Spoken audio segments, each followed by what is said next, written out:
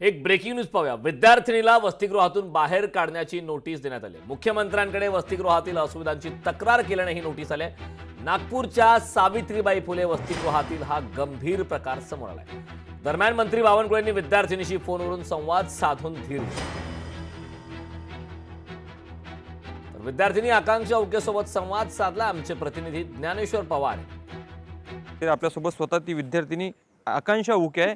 आकांक्षा, काय नेमकं तुझ्यासोबत घडलेलं, काय तुला वसतिगृहाच्या बाहेर जाण्यास प्रशासनाने सांगितलेलं आहे? ते म्हणत आहेत की मी नोकरी करत आहे TCS मध्ये, म्हणून ते म्हणत आहे की तुला इथे नोकरी म्हणून नाही राहता येणार। पण ते नोकरी नाही आहे, ते इंटर्नशिप आहे आणि ते कॉलेजकडून आहे।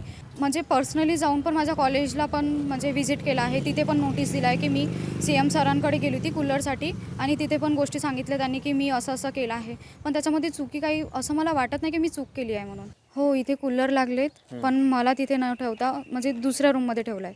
कारण की मी ते CM सरांकडे गेली होती म्हणून।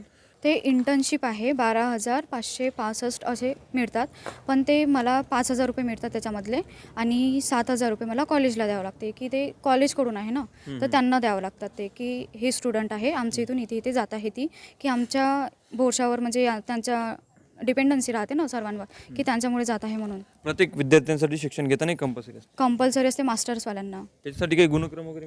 हो, त्याच्यासाठी मार्क्स राहतात प्रोजेक्टमध्ये। इतर मुलींवर पण केली आहे, पण त्या हॉस्टेललाच राहतात, कॉलेजला जातात, कॉलेजमधून येतात, पण त्यांच्यावर वेगळे हे लावले आहेत की रॅगिंग करतात असं तसं, म्हणजे त्यांच्यावर वेगळे खोटे आरोप लावले। नागपूरचे पालकमंत्री तर राज्याचे महसूल मंत्री चंद्रशेखर बावनकुळे यांनी घेतलेले आहे आणि त्यांनी थेट आकांक्षाशी फोनवर जे आहे ते संवाद साधून त्याला धीर दिलेला आहे आणि काळजी करू नकोस, मी तुझ्या सोबत असल्याचं त्याला जे आहे ते एकूणच आश्वासन दिलं आहे। त्यामुळे कुठं ना कुठतरी एक आकांक्षाला थोडा धीर आणि दिलासा मिळाला असंच म्हणावं लागेल।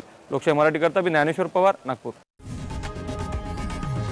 लोकशाही मराठी ऐका, पहा, जागरूक रहा।